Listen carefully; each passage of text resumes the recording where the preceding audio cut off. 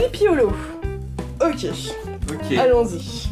Alors Sleepy Hollow, c'est une série très récente, elle a 2 ans, il n'y a que 2 saisons qui sont sorties, diffusée sur la Fox, et qui raconte l'histoire, alors si vous avez vu le film de Tim Burton, ou le dessin animé, qui commence à dater maintenant, vous avez un peu une idée de quoi va parler la série. C'est les créateurs de Fringe qui ont fait cette série, donc il y a pas mal d'acteurs de Fringe que vous allez revoir, notamment John Noble, qui jouait Walter dans Fringe, que vous allez avoir le plaisir de revoir dans Sleepy Hollow. Je vous ne dirai pas qui joue, parce que c'est assez sympa quand on le découvre. Ça va raconter l'histoire de Ichabod Crane, et est interprété par Tom Meeson, que vous avez pu voir notamment dans Paradzen, où il faisait le rôle de Potty. Il est méconnaissable, il est très très ingrat, je trouve, dans Paradzen. Et là, quand il arrive dans Sleepy Hollow, oh, c'est qui lui? Qui es-tu, toi? Il est marié avec une sorcière. Là, elle est jouée par une actrice que j'aime bien, mais je trouve qu'il dirait un peu qu'elle est vendeuse Sephora, enfin rien contre les vendeuses Sephora, mais voilà, quand j'ai vu cette nana, je fais oh, t'as pas l'air d'une sorcière, toi. Mais bon, elle est quand même, j'aime bien, elle joue bien et ils sont assez touchants tous les deux. Il y a une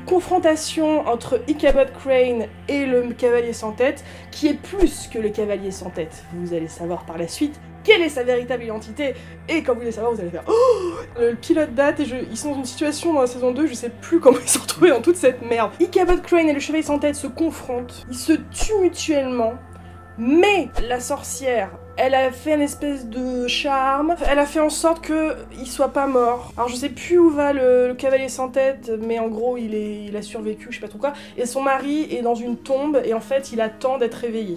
Elle disparaît. Je vous dis pas où elle va, vous allez le savoir après.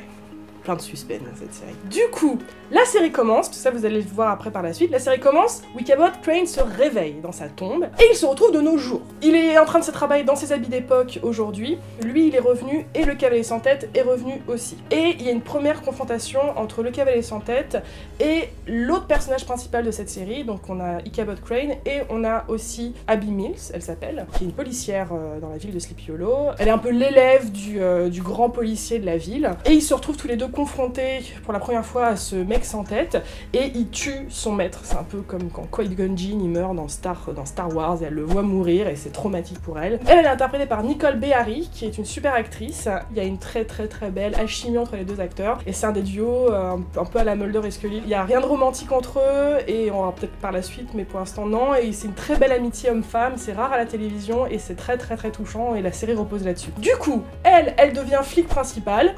Elle rencontre Ichabod Crane, qui va un peu lui signaler qu'il se passe des choses un peu surnaturelles dans sa ville. Elle avait commencé à s'en rendre compte quand elle a vu un mec sans tête. Il y a une dynamique un peu comme ça au début, qui est toujours là maintenant, où lui il apprend notre monde, et elle c'est un peu sa prof en fait. C'est quoi un Starbucks, c'est quoi un iPhone, c'est quoi des leggings. Quand la série a démarré comme ça, je me dis oh, on va encore avoir un personnage qui vient du passé, qui apprend comment c'est vivre de nos jours, ah c'est un peu chiant. Et en fait, ils ont trouvé des blagues qui n'ont pas été encore faits. Il y a un humour assez nouveau là-dedans, c'est très drôle, il y a des échanges très drôles, et lui il joue très bien les moments où il est très étonné. Alors, le premier truc c'est Starbucks, il en va partout, il fait qu'est-ce que c'est que ces trucs qu'on voit partout, puis il a l'air très anglais, donc elle lui apprend mais c'est des Starbucks, il y a du café et tout ça. Il y a une scène très drôle où ils vont à la banque, et il apprend à ce que c'est les stylos qui sont retenus par une petite chaîne. Et donc il voit ça, il est bouche bée, il dit mais pourquoi c'est ça, pourquoi machin. La dynamique est très drôle, et donc il va leur arriver plein de trucs surnaturels. Il y a un arc narratif un peu avec sur des enfers et tout ça. Il y a un monstre sympa à chaque fois. Ça me rappelle un peu les premières saisons de Supernatural.